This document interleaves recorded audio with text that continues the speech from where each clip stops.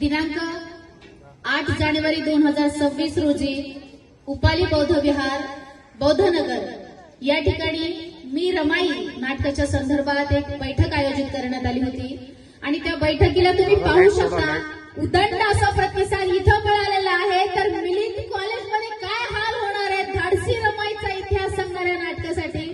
तर माझ्या समाजाची कौतुकाची थाप मला आहे आणि मी संपूर्ण महाराष्ट्रामध्ये धाडसी रमाईचा इतिहास सांगणारे भारतातील सगळ्यात पहिले एक पात्री नाटक आहे की ज्या नाटकाला उदंड असा प्रतिसाद समाजाच्या या लेखीला मिळत आहे। तर मी उपस्थित सर्व भीमसैनिकांचे मनापासून खूप खूप धन्यवाद व्यक्त करते।